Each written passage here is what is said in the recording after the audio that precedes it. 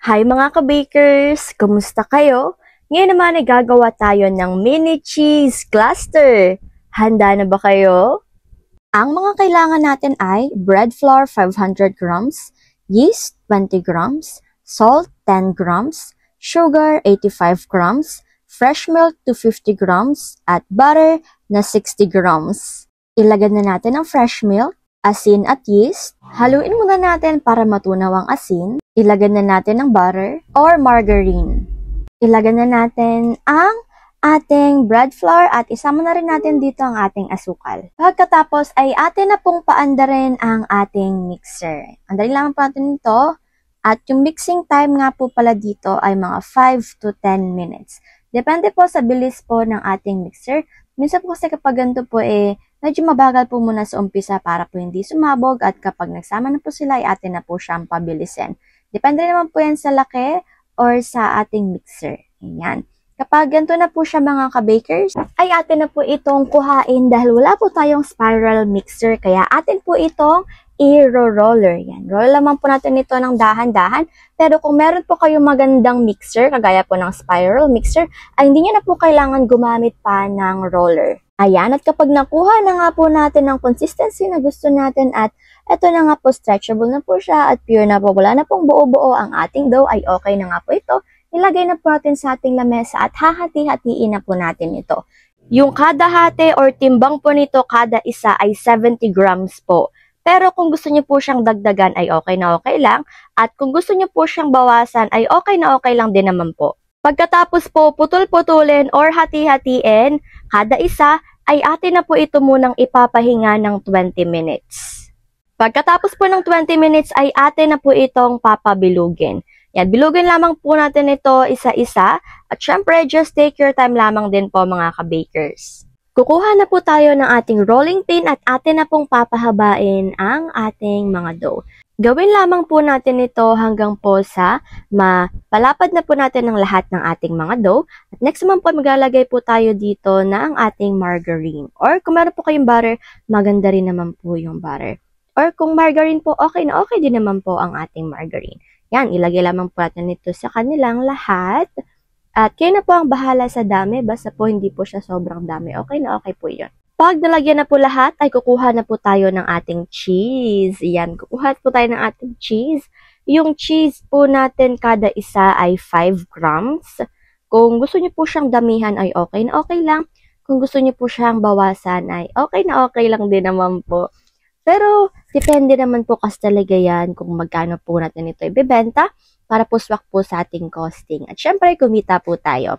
At pag may cheese na, atin na po itong irorolyo pababa. Yan, atin lang po siyang palaparin lalo sa ilalim. Pagkatapos ay irolyo na po natin ito pababa. Gawin lamang po natin ito hanggang po sa matapos na po tayo sa pagrolyo sa lahat ng ating mga tinapay or ng ating mga dough. Pag po okay na siya lahat, ay atin na pong ilagay sa ating molde. Hahati-hatiin po natin ito ng 4. Pero wag naman po yung sagad na sagad po yung talagang paghati natin. Kailangan po meron pa pong kaunting space. Ayan, parang ganito. Hatiin po natin. Pagkatapos, ayan, ipapakross po natin yan. At ilalagay po natin ito sa ating molde na mayroong makapal na mantika para po hindi po siya dumikit. Yung tipong itaktak nyo lang po, matatanggal na po siya agad. Pero wag naman po yung sobrang dami mga ka-bakers. At ito po ay ating ipapaalsa ng 60 minutes. Okay po? Bago po ang lahat, atin po muna ipaalsa ng 60 minutes at kapag umalsa na, ay lalagyan na po natin ito ng egg wash. Maglalagay naman po tayo ngayon ng ating mayonnaise. Yung dami po ay nakadepende rin naman po sa atin. Or kung ayaw nyo po siyang lagyan ng mayonnaise, ay okay lang din naman po. Ang mayonnaise naman po natin ay optional. Pero para po mas masarap po siya at saka po balance po yung lasa niya at mas flavorful ay lagyan po natin ng mayonnaise. At syempre, ang next naman po nito mga ka-bakers ay sesame seeds. Lagyan lamang po natin siya ng mga kaunti lamang po. Or kung wala po kayong sesame seeds ay okey-dokes lang din naman po na wag po muna natin lagyan. Pero kung meron po, itry po natin. At ang pinaka-last at pinaka-the best naman talaga na ilagay sa ating tinapay ay ang ating cheese. Nako, nagugutom na nga po ako at hindi na nga po ako makapaghintay na maluto itong ating napakasarap na mini cheese cluster naman po talaga. Ayan, at ilalagyan na nga po pala natin lahat ng cheese. Kung gusto niyo pong damihan ay okay lang. Kung gusto niyo pong bawasan ay okay na okay lang din naman po mga ka-bakers. At eto na nga po talaga ang ating ilalagay na sa oven. Ayan, eto na nga po sila lahat na napakasarap naman po talaga. Uy, pero kailangan pa po natin itong lutuin. Aba, excited na nga po ako maluto ito. Kayo po ba mga ka-bakers, excited na po ba kayo? So, eto na nga po, ready na to sa ating oven. Ang oven temperature sa taas ay 170, sa baba ay 200 at ang baking time ay 15 minutes lamang. At after 15 minutes ay luto na nga po ang ating mini cheese cluster na napakasarap naman po talaga. Napaka-yummy po talaga nito. Napakalambot at higit sa lahat ay napakaganda. Pero yung loob po niya ay hindi po siya dry. Perfect na perfect po talaga to mga ka-bakers. Natatakam na nga po ako at eto na nga po ang kanilang itsura. Ngayon po ay atin po itong papalamigin ng kaunti bago po natin ito itataktak. Yan, pagkatapos malamig na po ng kaunti, atin na po siyang itataktak. Kuhanin lamang po natin siya. Ayan, napaka-perfect. Hindi na po atin siya kailangan pala itaktak, kundi atin lang po siyang kukuhanin. Ayan. Ayan, napaka-yummy at napaka-cutesy. At ang ganda naman talaga ng kanyang itsura, mga ka-bakers. Ay naku, natatakam na nga po talaga ako. Uy! Ayan, atin na nga po siyang buksan. At yan, tingnan niyo po kung gaano siya kalambot. Hindi siya dry. At napaka-perfect po talaga niya. O di po ba, kung meron po tayong ham spread, bacon spread, tuna spread, or kung ano po ang pong palaman niya. Naku, winner na winner po talaga yan dito. Pero hindi naman na po siya kailangan ng palaman. Dahil napakasarap na po talaga niyo mga ka-bakers. Ay naku po, napapadaldal na naman po ako. Kaya naman eto na nga po ang ating food for the soul ngayon. Mateo 6 verse 14 to 15.